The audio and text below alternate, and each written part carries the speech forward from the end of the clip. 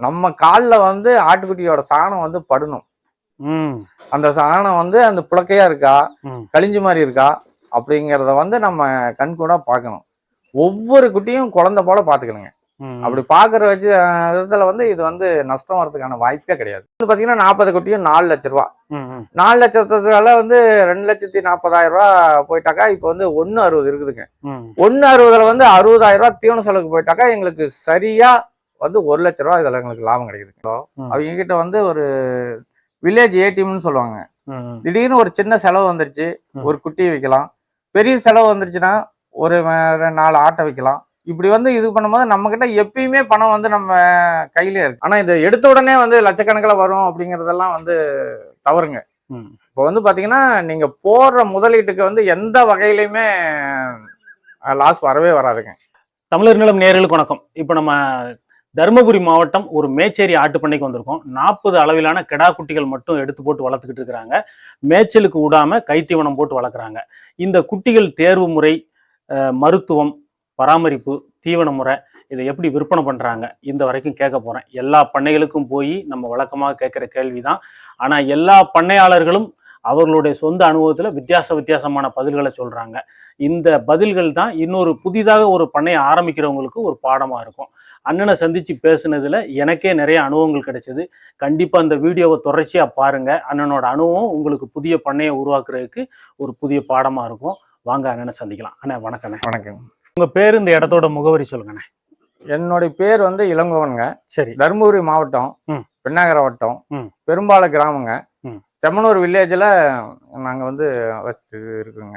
சரி, இப்போ ஆடுகள் வந்து எவ்வளோ ஆடுகள் இருக்கு? இது என்ன வகையான ஆடுகள்? இது 40 ஆடு இருக்குதுங்க. இது சரி. இது வந்து எல்லாமே வந்து மேச்சேரி ஆடுகள். மேச்சேரி அப்படிங்கிறதுக்கு தனிப்பட்ட அடையாளம் இருக்கா? மேச்சேரினா இப்படிதான் இருக்கும், இந்த கலர்ல இருக்கும், இன்னும் உயரத்துல இருக்கும் அப்படிங்கறது எதுவும் அடையாளம் இருக்கு? மேச்சேரி வந்து பூரா ஒயிட்டா இருக்குங்க. ஒயிட்டு. அதுல வந்து பாத்தீங்கன்னா கொஞ்சம் செவலை கலந்த மாதிரி வரும். செவலை கலந்து வர மாதிரி இருக்குங்க. இது வந்து கொஞ்சம் சாதுவான குணம் கொண்டது. ஆனா உங்களை பத்தி ஒரு சின்ன அறிமுகம் கொடுங்களேன். நான் வந்து பாத்தீங்கன்னா பட்டப்படிப்பு படிச்சிருக்கேங்க. சரி. பட்டப்படிப்பு படிச்சுட்டு சரி சரியான வேலை எதுவும் கிடைக்காததுனால பாரம்பரியமா விவசாயத்தை பண்ணிட்டே வந்தோம். சின்ன சின்ன வேலைகள் கிடைக்கும். அது வந்து நம்ம வருமானத்துக்கு வந்து அது போதியதான் இருக்காதுங்க. இப்போ வந்து பாத்தீங்கன்னா எந்த தொழில் செஞ்சாலும் அது வந்து பற்றாக்குறையாவே இருக்கு.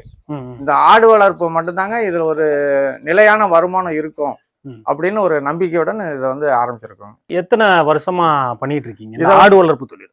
ஆடு வளர்ப்பு வந்து ஒரு 2 வருஷமா பண்ணிட்டு இருக்குங்க. ஆரம்பத்துல வந்து ரொம்ப சின்ன அளவுல ஒரு 5 ஆட்டுல தாங்க இது ஆரம்பிச்சது. இன்னைக்கு வந்து இது ஒரு 50 ஆடு வரைக்கும் வளர்ந்துருக்கிறதுக்கு காரணம் வந்து இது ஒரு லாபகரமான தொழிலுங்கிறதுனாலதான் இந்த அளவுக்கு வளர்ந்துருக்குங்க. இப்போ இதை வந்து பகுதி நேரமா பண்றீங்க, முழு நேர தொழிலா பண்ணிட்டு இருக்கீங்க? இதை வந்து பகுதி நேரமா பண்றோங்க. அப்ப இன்னொரு பகுதி என்ன வேலை? இது பேங்க்ல வந்து சின்ன சின்ன வேலைகள்லாம் ஒரு ஏஜென்சிப் எடுத்து பண்ணிட்டு இருக்குங்க. இந்த ஆடு வளர்ப்பு தொழில உள்ள வந்ததுக்கான காரணம், நிறைய பேர் என்ன நினைச்சிட்டு உள்ள வராங்கன்னா, நல்ல லட்சக்கணக்கில் இதுல வருமானம் எடுத்துடலாம், நல்ல ஒரு வசதி ஆயிடலாம் அப்படிங்கிற எண்ணத்துல நிறைய பேர் உள்ள வராங்க. நீங்க என்ன எண்ணத்துல உள்ள வந்தீங்க? இதுல வந்து பாத்தீங்கன்னாக்கா லட்சக்கணக்கில் இதுல வந்து வரும் அப்படின்னு இதுக்கு வரவே கூடாதுங்க. இதை வந்து ஒரு தொழிலா நினைச்சு அதை வந்து மதிச்சு வந்து கடின உழைப்பு மட்டும் இதுல கொடுத்தா போதுங்க. இதுல வந்து கண்டிப்பா நல்ல ஒரு வருமானம் இது வந்து தருங்க. ஆனா இதை எடுத்த உடனே வந்து லட்சக்கணக்கில் வரும் அப்படிங்கறதெல்லாம் வந்து தவறுங்க. இப்போ வந்து பாத்தீங்கன்னா நீங்க போடுற முதலீட்டுக்கு வந்து எந்த வகையிலுமே லாஸ் வரவே வராதுங்க. ஆரம்ப ஸ்டேஜ்ல கொஞ்சம் நல்ல வருமானம், குறைஞ்ச ஆடு வளர்க்கும் போது லாபம் நிறைய வரும், அதிக ஆடு வளர்க்கும் போது லாபம் குறைவா வரும். ஆனா ஒரு சில இறப்பு விகிதம் வந்தா கூட நஷ்டம் வர்றதுக்கான வாய்ப்பு வந்து கிடையவே கிடையாது. நஷ்டம் வர்றதுக்கான வாய்ப்பு கிடையாதுன்னு நீங்க சொல்றீங்க. ஆனா நிறைய பேர் பண்ணைய ஆரம்பிச்சுட்டு பாதியில விட்டுட்டு ஓடுறாங்க பெரிய லாஸ்ல. இது வந்து என்ன காரணம்னா பண்ணைய வந்து அவங்க சரியா வந்து பராமரிக்கிறதுனாலதாங்க. எல்லாரும் ஓரளவு அனுபவத்தோட வராங்க, ஓரளவு திட்டமிடலோட வராங்க. என்ன சரியான அனுபவம் திட்டமிடல் இல்லாம உள்ள வந்து பண்ணைய ஆரம்பிச்சு வேலையால போட்டுவிட்டு அவங்க பாத்துக்குவாங்கன்னு நினைச்சாங்க, அது வந்து நடக்காதுங்க. யாரு ஒரு பண்ணையை ஆரம்பிக்கிறாங்களோ காலையிலயும் மாலையிலயும் வந்து ஆட்டை பண்ணையை சுத்தி பாக்கணுங்க. ஒரு ஆடு வந்து எப்படி புழக்க போட்டிருக்கா, இல்ல வந்து ரொம்ப கழிச்சலா வந்து போட்டிருக்கா, அத வந்து அவங்க வந்து பார்த்து இது செஞ்சாங்களாவே இது வந்து ரொம்ப லாபமான தொழிலா அமைஞ்சிருங்க. இப்போ ஆடு வளர்ப்பை பொறுத்த வரைக்கும் எந்த வகையான ஆடுகள் எப்படிப்பட்ட ஸ்டேஜில் தேர்ந்தெடுக்கிறேன் அப்படிங்கிறது தான் ரொம்ப முக்கியம். சிலர் வந்து தாயாடு குட்டி அப்படியிலிருந்து தாயிலிருந்து பெருக்குவாங்க. இப்போ உங்ககிட்ட பார்த்த வரைக்கும் கெடா குட்டிகளாக போட்டிருக்கீங்க, ஒரு மீடியம் தரமான குட்டிகளாக போட்டிருக்கீங்க. ஏன் இந்த பகுதியில் அதிகமான மேய்ச்சல் நிலம் இருக்கு, ஏன் நீங்க ஒரு தாயாடுகள் மேய்ச்சல் முறையில் வளர்க்கக்கூடாது, குட்டிகளை பெருக்குனா நல்ல ஒரு இதாகுமே, ஏன் இதை தேர்ந்தெடுத்தீங்க? இப்போ வந்து தாயாடை வந்து நம்ம இது பண்ணோம்னா அது வந்து குட்டி இது பண்ணி அதை வந்து பராமரிக்கிறது வந்து கொஞ்சம் அதிகங்க. அது வந்து பாத்தீங்கன்னா குட்டி போடும், அதை பாத்துக்காது, அது வந்து ரொம்ப கொஞ்சம் சிரமமா தெரியும். இது வந்து பாத்தீங்கன்னா நம்ம வந்து இதுக்கு இறைச்சிக்காக நம்ம வளர்த்தும் போது என்ன பண்ணுதுங்கன்னா, நம்ம வந்து ஆரம்ப ஸ்டேஜ்ல ஒரு 13 to 15 கிலோல நம்ம குட்டி வாங்குறோம். விற்கும் போது ஒரு 27 to 32 கிலோல நம்ம வித்துடுறோம். அது வந்து நமக்கு லாபமா தெரியுதுங்க. சரிதான், நீங்க சொல்றது சரிதான். இப்போ தாயாடுகள் அதுல இருந்து வர்ற குட்டிகளை விற்கிறது வந்து நமக்கு முதலாவே இருக்கும். தாய் வந்து முதலா இருக்கும், குட்டிகள் பெருகும், வித்துக்கிட்டே இருக்கலாம். இந்த கெடா குட்டிகள் ஒரு பேஜ் வித்ததுக்கு அப்புறம் வாஷ் அவுட் ஆயிரும், ரெண்டாவது நம்ம புதுசா வாங்கணும், இப்போ ரெண்டாவது ஒரு புதிய முதலீடு போடணும். ஏன் இது? இப்போ வந்துங்க நம்ம சின்னதா ஒரு தொழில் தொடங்குறோம், அது ஒரு சின்ன முதலீடு போட்டு செய்யறோம். அதை வந்து அதுக்கு என்ன லாபம் கிடைக்குதுன்னு அப்ப ஒரு 3 மாசத்துல வந்து நம்ம தெரிஞ்சுக்கலாம். ஆனா ஆடு வளர்க்கும் போது வந்து அது வந்து ஆடு வந்து ஆடாவே இருக்கும், குட்டி மட்டும் வந்துட்டே இருக்கும். ஒரு சில நேரத்துல வந்து வருஷம் 2 குட்டி போடும், ஒரு சில நேரத்துல அது செனை பிடிக்காது. அந்த செனை பிடிக்காத நேரத்துல வந்து பாத்தீங்கன்னா நம்ம நஷ்டம் ஆகிறதுக்கான வாய்ப்பு வந்து நிறைய இருக்குங்க. அதனால கெடா குட்டிகள் அதனாலதான் கெடா குட்டியா தேர்ந்தெடுத்துருங்க. இந்த கெடா குட்டிகள் தேர்வை பத்தி சொல்லுங்களேன். ஒவ்வொருத்தரும் ஒவ்வொரு விதமா தேர்ந்தெடுக்கிறாங்க. சிலர் வந்து பால்குடி மறந்தோன்னு தேர்ந்தெடுக்காங்க, சிலர் 4 மாசம், சிலர் 6 மாசம், சிலர் பல்லு போடாத குட்டியை தேர்ந்தெடுக்காங்க. நீங்க எந்த மாசத்து குட்டியை தேர்ந்தெடுக்கிறீங்க? இப்போ வந்து பாத்தீங்கன்னா நம்ம கெடா குட்டியை தேர்ந்தெடுக்கிறது வந்து ஒரு 13 to 15 கிலோக்குள்ள நம்ம கெடா குட்டியை தேர்ந்தெடுத்துருங்க. அந்த அளவுக்கு நம்ம வந்து கொஞ்சம் நம்ம தேர்ந்தெடுத்துட்டோம்னா அது பராமரிக்கிறது ரொம்ப ரொம்ப ஈஸி. இப்ப குட்டி வந்த உடனே எடுத்த உடனே எல்லா தீவனத்தையும் கொடுக்க கூடாதுங்க. அது வந்து கொஞ்சம் கொஞ்சமா நம்ம வந்து தீவனத்தை கொடுத்து அந்த தீவனம் சாப்பிட்றதுக்கு வந்து அதை பழக்கப்படுத்தி படிப்படியா 50 கிராம் நம்ம வந்து இன்க்ரீஸ் பண்ணிக்கிட்டே போகும்போது நமக்கு வந்து அது நல்லாவும் சாப்பிட ஆரம்பிக்கும், வெயிட்டும் கொஞ்சம் நல்லா இறங்கும். ஆனா இப்போ ஆடு வளர்ப்பை பாத்தீங்கன்னா முன்னாடி வந்து பெரியாளுக்க பண்ணுவாங்க, வீட்டில் இருக்கிற பெரியாள்கள் ஒரு 10 ஆடை கொண்டு போய் மேய்ப்பாங்க, வைப்பாங்க, இது பண்ணுவாங்க, வளர்ப்பாங்க. இப்போ எல்லாருமே படித்தவங்க, படிக்காதவங்க, ஒரு கம்பெனியில் வேலை பார்க்குறவங்க, பேங்க்ல வேலை பார்க்குறவங்க, ரிட்டையர்ட் ஆனவங்க எல்லாருமே 10 ஆடு 50 ஆடை வளர்க்குறாங்க. அப்படி என்ன ஆடு வளர்ப்புல இன்ட்ரெஸ்டா இல்ல லாபம் அதுல அதிகப்படியான இருக்கா? எப்படி மக்களோட மனநிலை? இப்போ வந்து பாத்தீங்கன்னாக்கா யாரு ஒருத்தர் ஒரு 5 ஆடு 10 ஆடு வளர்த்துறாங்களோ அவங்க கிட்ட வந்து ஒரு வில்லேஜ் ஏடிஎம்னு சொல்லுவாங்க.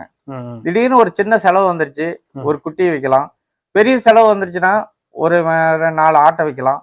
இப்படி வந்து இது பண்ணும்போது நம்ம கிட்ட எப்பயுமே பணம் வந்து நம்ம கையில இருக்கு.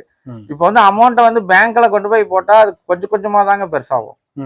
இப்போ வந்து நீங்க ஒரு 50,000 பேங்க்ல கொண்டு போய் போடும் போது 10 வருஷத்துக்கு கழிச்சுதான் அது 1 லட்சமா ஆகும். ஆனா இங்க ஆட்டுல வந்து 50,000 நீங்க போடும் போது குறைஞ்சது ஒரு வருஷத்துலயே அந்த 50,000 நம்ம கண்ணுல பாத்திரலாங்க. அதனாலதான் நிறைய அதிகபட்சமா ஆடு வளர்க்க ஆரம்பிக்கிறாங்க. இப்போ இந்த ஆடுகளுக்கான தீவன முறைகளை எனக்கு சொல்லுங்க. இந்த ஆடுகளுக்கான தீவன முறை வந்து குட்டி வந்து நம்ம வந்து ஆரம்பத்துல இருந்து நம்ம கொண்டாந்து விட்ட உடனே ஃபர்ஸ்ட் ஒரு 5 நாளைக்கு தீவனமே வந்து கொடுக்காத பட்சத்துல நல்லா இருக்கும், பசும்பில்ல கொடுக்கலாங்க. இல்ல ஃபர்ஸ்ட் 5 நாளைக்குன்னா எப்படி? குட்டி வந்து நம்ம செட்டுக்கு வந்ததும் ஒரு 5 நாளைக்கு வந்து அது வந்து நம்ம செட்டினுடைய சூழ்நிலையை வந்து அது புரிஞ்சுக்கணுங்க. அது வந்து நல்லா படுத்து நல்லா தண்ணி குடிச்சு எந்த விதமான நோயும் இல்லை, சளி தொந்தரவு இருக்கும், எந்த விதமான நோயும் இல்லாம நம்ம இடத்த வந்து அது பழக்கப்படுத்திச்சுன்னா கொஞ்சம் கொஞ்சமா நம்ம தீவனத்தை கொடுக்க ஆரம்பிக்கலாங்க. இப்போ ஒரு இடத்துல இருந்து நம்ம பண்ணைக்கு வருது, அந்த இடத்துல உள்ள கிளைமேட் மாறும், தண்ணி மாறும், தீவனம் மாறும், எல்லாமே மாறும். இதுக்கு வந்து உங்க பண்ணைக்கு வந்து எப்படி அதை வந்து பழக்குறீங்க? அது ஃபர்ஸ்ட் தான் 5 நாள் வந்து நம்ம தண்ணியை வந்து அது தண்ணி குடிச்சிட்டு சளி பிடிக்குதான்னு பாக்குறோம். சளி பிடிச்சாக்கா அதுக்கான மருந்து நம்ம கொடுக்குறோம். சளி பிடிக்காத பட்சத்துல நம்ம இடத்த வந்து அது நல்லா பழகி, சளி பிடிச்சதுனாவே நம்ம இடத்த வந்து அது பழகலன்னு அர்த்தம். ஏதோ அது தண்ணி வந்து மாற்றி இருக்கிறதுனால அது சளி பிடிக்குதுன்னு நம்ம தெரிஞ்சுக்கிறோம். சளி பிடிக்காம நம்ம இடத்த வந்து அது நல்லா பழக்கப்படுத்திச்சு அப்படின்ட்டு நமக்கு உண்டான தீவனத்தை ஸ்டெப் பை ஸ்டெப்பா நம்ம வந்து இன்க்ரீஸ் பண்ணிட்டு போறோம். எடுத்த உடனே அதிகமா கொடுக்கக்கூடாது. ஆடு வளர்ப்புல நீங்க புதுசா வந்துட்டீங்க, இந்த மாதிரி கெடா குட்டிகள், அதை கெடா குட்டிகள் வளர்க்குறது வந்து பிசினஸ் ரீதியா கரெக்டா இத்தனை மாசம் வளர்க்கணும், இப்போ விற்பனை பண்ணணும், இவ்வளவு எடை கூடணும், இன்னும் லாபம் கிடைக்கணும், இதுதான் கான்செப்ட். இப்போ புதுசா வரச்சில இந்த பண்ணை தொழில உள்ள வரச்சில என்னென்ன இழப்புகளை சந்திச்சீங்க, அதுல கிடைத்த பாடம் என்ன? இது புதுசா வரும்போது என்ன ஆச்சுங்கன்னா, நோய்வாய்ப்பட்டுருச்சு. நோய்வாய்ப்படும் போது அதை சந்தையில இருந்து நாங்க தேர்வு செஞ்சோம். சந்தையில எப்பயுமே சந்தையில வந்து குட்டிங்களை தேர்வு செய்யும் போது ரொம்ப ரொம்ப கவனமா இருக்கணும். சந்தையில இருந்து கொடுக்குற வியாபாரிங்க வந்து அப்போதைக்கு நம்ம இடம் மாறிச்சுன்னா போதும் அப்படிங்கிற இதுல வந்து குட்டியை வித்தா போதும் அப்படிங்கிறது சந்தையில இருக்கிற வியாபாரிங்க இருப்பாங்க. அந்த மாதிரி நம்ம தேர்ந்தெடுக்கவே கூடாது. நமக்கு தெரிஞ்ச வியாபாரிகிட்ட நம்ம குட்டியை எடுக்கணும். நம்ம தெரிஞ்ச வியாபாரிகிட்ட நம்ம குட்டியை எடுக்கும் பட்சத்துல குட்டி விற்கிற போது விற்கும் கடைசி வரைக்கும் நம்ம கூடவே இருந்து சப்போர்ட் பண்றாரு. அந்த சப்போர்ட் இருக்கிறதுனால தாங்க இது வந்து லாபமா பண்ண முடியும். நீங்க போடுற இந்த தீவனத்தை பத்தி எனக்கு கொஞ்சம் சொல்லுங்களேன். எல்லாருமே ஆடு வளர்க்குறாங்க, எல்லாரும் தீவனம் போடுறாங்க. நான் இந்த தீவனத்தை நான் ரெடி பண்ணி கொடுக்குறேன், இல்ல நான் இந்த பழக்கத்தை வச்சிருக்கிறேன், இதனால எனக்கு குட்டிகள் நல்லா இருக்கு அப்படின்னா நீங்க என்ன சொல்லுவீங்க? இப்போ வந்து பாத்தீங்கன்னா ஆரம்ப ஸ்டேஜ்ல ஒரு 150 கிராம் ஒரு குட்டிக்கு, அதாவது ஒரு 4 மாச குட்டியா நீங்க வாங்கிட்டு வரும்போது ஒரு ஆரம்பத்துல ஒரு 150 கிராம், அப்புறமேட்டுக்கு படிப்படியா 200 250 அந்த விற்க வேண்டிய சமயத்துல வந்து ஒரு நேரத்துக்கு ஒரு 350 கிராம் கொடுக்கணும். ஒரு நேரத்துக்கு 350 ஒரு நாளைக்கு வந்து ஒரு 700 கிராம் 700 கிராமுக்கு குறைவில்லாத கொடுக்கணும். இதுல வந்து இடையில வந்து நம்ம வந்து கள்ளக்கொடி, கொள்ளு பொட்டு, அவரை பொட்டு, இது மாதிரி வில்லேஜ்ல கிடைக்கிறத வந்து நம்ம அதை வந்து நம்ம கலெக்ட் பண்ணி கொடுக்கும்போது நமக்கு வந்து பொருளாதார ரீதியா வந்து செலவு வந்து கொஞ்சம் குறையுதுங்க. சரி, சில பண்ணையாளர்கள், சில ஆடு மேய்க்கிறவங்க என்ன சொல்றாங்கன்னா, இந்த மாதிரி கொட்டில் முறையில போட்டு தீவனத்தை இப்படி கை காசு போட்டு வாங்கி போடுறீங்களே, இதுல என்ன லாபம் கிடைச்சிட போகுது, எல்லாத்தையும் காசு கொடுத்து வாங்கி போட்டா கடைசியில கூட்டி கழிச்சு பார்த்தா என்னங்க லாபம் வரும்? கண்டிப்பா லாபம் இருக்குங்க. அவங்களுக்கு வந்து இப்போ வந்து பாத்தீங்கன்னா மேய்ச்சல் ஆடு வந்துங்க பார்த்தா 6 மாசத்துல வர வேண்டிய இது வந்து இது 3 மாசத்துலயே வருதுங்க. இப்போ வந்து மேய்ச்சல் இதுல வந்து அலைஞ்சு திரிஞ்சு ஒரு நாளைக்கு 5 கிலோமீட்டர் 6 கிலோமீட்டர் ஆடு சுத்தும் போது வந்து அது டயர்டா தான் ஆகுது, வழியே ஒரு ஹெல்த்தா ஆகுறது இல்லைங்க. இப்போ வந்து இதை ஒரே இடத்துல அடைச்சி வளர்த்தும் போது அது சாப்பிட்ற உணவு பூரா எல்லாமே ஹெல்த்தா, ஃபேட்டு நல்லா இதாகி நல்லா வெயிட்டேஜ் வந்து நல்லா கூடுதுங்க. வெயிட்டேஜ் கூடும் போது நமக்கு இன்கமும் சேர்ந்து கிடைக்குது. இப்போ காடுகளே பொதுவாகவே மேய்ச்சல் முறையில தான் அது காலார நடந்து போய் எல்லா இறைகளையும் தின்னு இது பண்ணோம். இப்போ கட்டி போட்டு தீவனம் போடுறதுனால நிறைய பிரச்சனைகள் வருது, கால் வளசல் வருது, கால்சியம் பற்றாக்குறை வருது, தீவனம் சரியா எடுத்து செரிமான பிரச்சனை வருது. இந்த பிரச்சனை எல்லாம் உங்களுக்கு வருதா, இல்லை என்ன இதுக்கு சரி பண்றீங்க? இப்போ வந்து கால்சியம் பிரச்சனை வந்து ஒரு சில டைம்ல வருங்க, எல்லா குட்டிக்கும் வராது. இப்போ வந்து 6 மாசத்துல வந்து வளர வேண்டிய குட்டியை வந்து நம்ம 3 மாசத்துல வளர்த்துறோம்.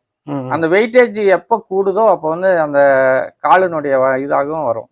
இப்போ வந்து பண்ணையில ஒரு 100 குட்டி இருக்குதுனாக்கா ஒரு 5 to 10 குட்டிக்கு ஒரு சில பிரச்சனைகள் வரலாம், அந்த கால் வளைஞ்சு. ஆனா எல்லா குட்டிக்கும் அது மாதிரி வரது இல்லைங்க. அது வராம இருக்கிறதுக்கு நம்ம செட்ல இருந்து மாற்று ஒரு இடம், செட்டுக்கு பக்கத்திலேயே காலையில ஒரு 1 மணி நேரம் 2 மணி நேரம் அந்த சூரியோதயத்துல வந்து அதை கொஞ்சம் ஃப்ரீயா விட்டோம்னா அந்த சூரியன்கிட்ட இருந்து கிடைக்கிற வைட்டமின் கிடைக்குது. அந்த கால் இது வந்து அந்த டைம்ல வந்து அந்த மாதிரி வளர்த்துற குட்டிகளுக்கு வந்து அந்த இது வரதில்லைங்க. ஆடுகளுக்கு என்னென்ன டைம்ல தீவனம் போடுறீங்க, என்னென்ன அளவுல போடுறீங்க?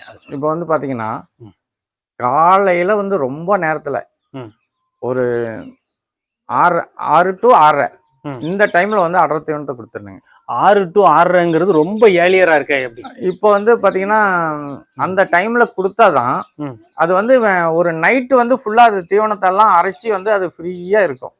காலையில வந்து அது வந்து எந்த விதமான சத்துமே அதுகிட்ட இருக்காது.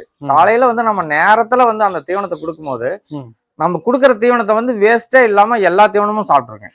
இந்த காலையில அடர் தீவனம் அப்படிங்கிறதே வந்து தலைகீழா செஞ்சமா இருக்க. எல்லாரும் காலையில பசும்புல் போடுவாங்க, இதெல்லாம் சாயங்காலம் நைட்டு படுக்கச்சில் அடர் தீவனம் கொடுப்பாங்க. நீங்க இது அப்படியே தலக்கமா இல்லைங்க. காலையில அடர் தீவனம் கொடுக்கும் போது தான் வந்து அது வந்து ஹெல்த்தா வரும். காலையில பசுந்தீவனம் வந்து இதுல அதிகமா கொடுக்கும் போது அவ்வளவு ஹெல்த்தா அது வராதுங்க. நம்ம வளர்க்கக்கூடிய நாள் வந்து ரொம்ப தள்ளிக்கிட்டே போயிருங்க. இப்போ 4 மாசம் 3 மாசம் 4 மாசம்னு நம்ம வளர்த்தும் போது நம்ம பசுந்தீவனத்தை அதிகமா கொடுத்துட்டு வளர்த்தோம்னா 5 மாசம் 6 மாசம்னு போயிடும். நம்ம வளர்த்தக்கூடிய எண்ணிக்கை வந்து ரொம்ப அதிகமாயிரும். இப்போ ஒரு வருஷத்துல வந்து அதிகபட்சமா ரொம்ப டேலண்டா பண்ணா 4 பேட்ச் எடுக்கலாங்க. இப்போ வந்து 3 பேட்ச் கண்டிப்பா எடுக்கலாம். 3 பேட்ச் கண்டிப்பா எடுக்கலாம். 3 பேஜா? 3 வருஷத்துல 3 பேட்ச் கண்டிப்பா எடுக்கலாம். வருஷத்துக்கு 12 மாசம் தான் இருக்கு. ஆமாங்க. 3 மாசத்து இப்ப வந்து ஒரு பேட்ச் எடுக்கிறதுக்கு 3 மாசம். வாங்குறது 4 மாச குட்டி. ஆமாங்க. அப்போ 7 மாசத்துல வித்துருவீங்களா? வித்துருவோம். பல்லு போடுறதுக்கு முன்னாடி வித்துருவீங்களா? நாங்க அந்த பல்லு போடுறது அப்ப வெயிட் எங்களுக்கு கூடுச்சுன்னா போதும். வித்துருவீங்க. வித்துருவோம். சரி. அப்போ 4 மாச குட்டியா வாங்குறீங்க. 3 மாசத்துல வித்துருவீங்க. வித்துருவோம். 90 நாள் தான் கணக்கு. 90 நாள். அதிகபட்சம் 90 to 100 நாள்ல நாங்க வித்துருவோம். ஏன் வந்து நீங்க வந்து 10 மாசம் வளர்த்து ஒரு கொம்பு குட்டியா விற்க கூடாது? நாங்க வந்து பாத்தீங்கன்னா, நாங்க வந்து இங்க அந்த 3 மாசத்துல நாங்க விக்காம விட்டோம்னா இன்னும் எங்களுக்கு செலவு வந்து கூட்டிகிட்டே தான் போகும். இப்ப வந்து பாத்தீங்கன்னா ஒரு சீசன் வரும்.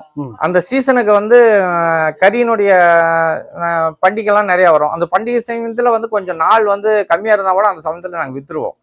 அந்த டைம்ல வந்து நாங்க குறிப்பிட்ட நாள் எல்லாம் பார்க்க மாட்டோம். சரி. இப்போ இந்த கெடா குட்டிகள் வளர்க்கறதுனால நான் கேட்கிறேன், தீவன அந்த ஷெட்யூல சொல்லுங்களேன்.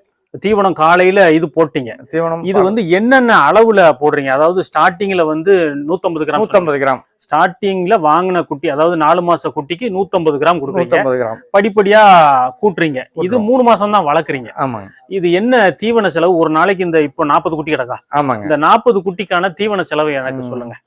இப்ப 40 குட்டிக்கும் ஒரு நேரத்துக்கு வந்து நாங்க 8 கிலோ கொடுக்குறோம். சரி. ஒரு நேரத்துக்கு 8 கிலோ. 8 கிலோ தீவனம். அரை தீவனம் காலையில மட்டும் தான் போடுறீங்களா, நைட்டும் போடுறீங்க? நைட்டும் போடுவோம். அப்ப 2 நேரம் போடுறீங்க. 2 நேரம் சேர்த்து 16 கிலோ கொடுக்குறோம். 16 கிலோ. 1 கிலோ தீவனம் என்ன ரேட் வரும்? 1 கிலோ தீவனம் வந்து மார்க்கெட்ல இப்போ வந்து 30 ரூபாய் சம்திங் போயிட்டு இருக்குதுங்க. எங்களுக்கு தீவனம் குறைஞ்சதுன்னா எங்களுக்கு வந்து இன்னும் கொஞ்சம் லாபமா தெரியும். ஆனா தீவனம் வந்து இது ஒரே சீரா 30 ரூபாய் போயிட்டு இருக்கு. அப்போ 1 கிலோ தீவனம் 30 ரூபான்னா 18 கிலோ தீவனம். 18 கிலோ. அப்போ என்னாச்சு? 300 540 ரூபா வரும். 540 ரூபா வருது. அப்போ 40 குட்டிக்கான ஒரு நாள் தீவன செலவு 540. அப்போ ஒரு மாசத்துக்கான தீவன செலவு இப்ப வந்து பாத்தீங்கன்னா ஃபர்ஸ்ட் மாசம் ஒரு 15-16,000 ரூபா ஆகுங்க தீவன செலவு. சரி. 2வது மாசம் ஒரு 20-22,000 ரூபா ஆகுங்க. சரி. 3வது மாசம் வந்து அப்படியே ஜம்ப் ஆகுங்க. ஒரு அதுல இருந்து ஒரு 3,000 4,000 ரூபா சேர்ந்து வரும். இப்போ ஒரு மாசத்துக்கு 15,000 ரூபா தீவனம் வருதுங்க. கடைசி மாசம் விக்கச்சுல ஒரு 20,000 ரூபா வரும்னு வைக்கீங்களா? 25 ரூபா வருமா? வருங்க. 25,000 ரூபா தீவனம் வருது. ஆமாங்க. அப்போ 3 மாசத்துக்கு 40 குட்டிக்கு 60,000 ரூபா தீவனம் வந்துருக்கு. ஆமாங்க. இந்த 60,000 ரூபா தீவனம் மட்டும்தான் விலைக்கு வாங்கி போடுறீங்களா, வேற என்னும் விலைக்கு வாங்கி போடுறீங்க? இது மட்டும் தான் நாங்க விலைக்கு வாங்கி போடுகிறோம். எங்க விவசாய தோட்டத்துல இருக்கிற கள்ளக்கொடி, தீவன பில்லு இந்த மாதிரி இது பண்ணும்போது எங்களுக்கு வந்து தீவன செலவு வந்து கொஞ்சம் குறையுது. இப்போ 60,000 ரூபாய்க்கு நம்ம தீவனம் கிட்டத்தட்ட இவ்வளவு வாங்கி போட்டு இதுக்கு மேல என்ன லாபம் எடுக்க முடியும்? இப்போ வந்து பாத்தீங்கன்னா நாங்க வந்து குட்டி வந்து தேர்வு செய்யறது ஒரு 6,000ல இருந்து 6,200 300 அந்த ரேஞ்சுக்கு தேர்வு செய்யறோம். இப்போ வந்து பாத்தீங்கன்னா 40 குட்டிக்கும் பாத்தீங்கன்னா ஒரு 2,40,000 ரூபா, ஒரு 6,000 ரூபாய்னு இது பண்ணிட்டா 2,40,000 ரூபாய் இதாகுதுங்க. இப்போ நாங்க வந்து விற்கும் போது வந்து பாத்தீங்கன்னா ஒரு குட்டி ஒரு 10,000 ரூபாய்க்கு குறைவில்லாத விற்போம். இப்போ வந்து பாத்தீங்கன்னா 40 குட்டியும் 4 லட்சம் ரூபா. 4 லட்சத்துல வந்து 2,40,000 ரூபா போயிட்டாக்கா இப்போ வந்து 1,60 இருக்குதுங்க. 1,60ல வந்து 60,000 ரூபா தீவன செலவுக்கு போயிட்டாக்கா எங்களுக்கு சரியா வந்து 1 லட்சம் ரூபா இதுல எங்களுக்கு லாபம் கிடைக்கும். இந்த பண்ணையை அடுத்த கட்ட லெவலுக்கு எப்படி எடுத்து கொண்டு போக போறீங்க? இப்போ வந்து இந்த பண்ணையை வந்து இப்போ வந்து தரையில வளர்த்துட்டு இருக்குங்க. சரி. கூடிய விரைவில் ஒரு 6 மாசத்துக்குள்ள பலன் போட்டுருவோம். இப்போ 40 குட்டியா இருக்கும்போது இன்னும் ஒரு வருஷத்துல ஒரு 100 குட்டிக்கு மேல நான் கண்டிப்பா வளர்த்துவேங்க. சரி. எந்த சூழ்நிலையிலையும் இந்த இதை விட்டு பின்வாங்கி எல்லாம் பார்க்க மாட்டோம். இது அப்படியே நாங்க இந்த குட்டி ஆரம்ப ஸ்டேஜ்ல வளர்க்கும் போது 5 குட்டி, இன்னைக்கு இந்த 40 குட்டி இன்னைக்கு வளர்த்துக்கிறோம்னா அது வந்து வளர்ச்சி தான்.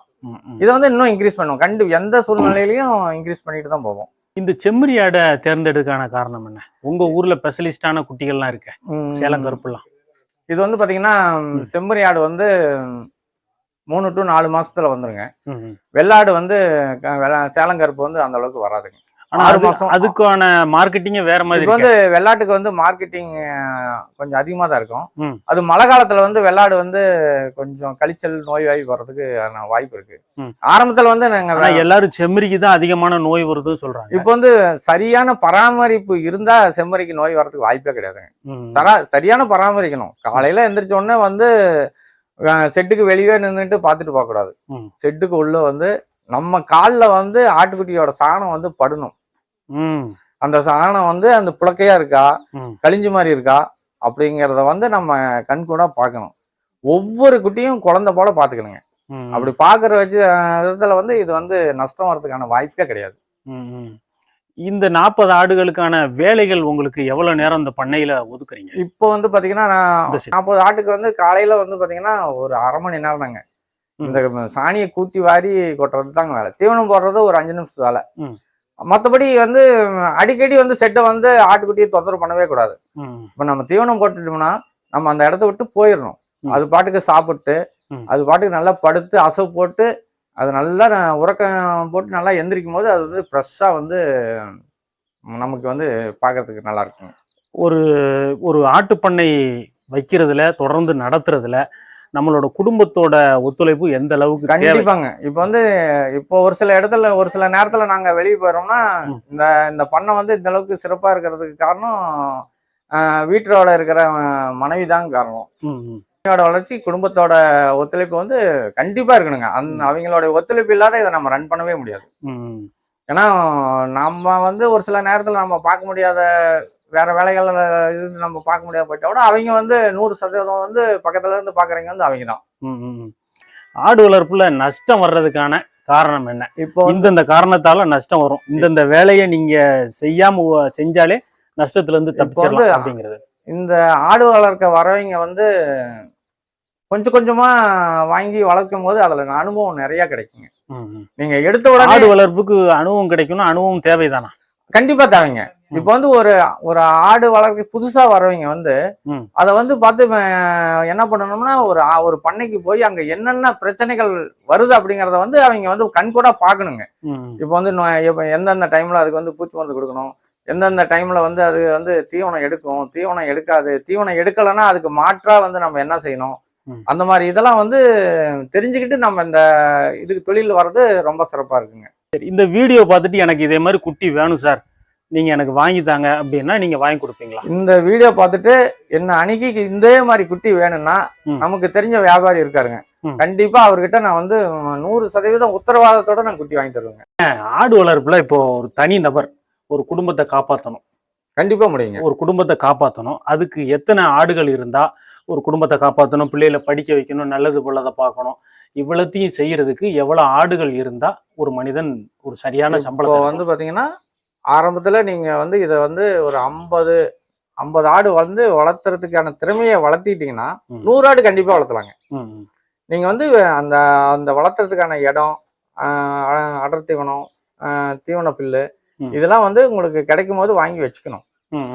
வாங்கி வச்சுட்டீங்கன்னா நீங்க இப்ப குடும்பம் ஒரு சின்ன குடும்பம் வந்து பள்ளிக்கு போறாங்கன்னா அவங்களுக்கு பள்ளிக்கு கட்டணம் கட்டுறதுக்கு இப்ப பாத்தீங்கன்னா என்னோட பையனுக்கோட படிப்பு செலவுக்கு இந்த ஆட்டினுடைய வருமானம் வந்து பெரிய அளவுல வந்து எனக்கு உதவுதுங்க.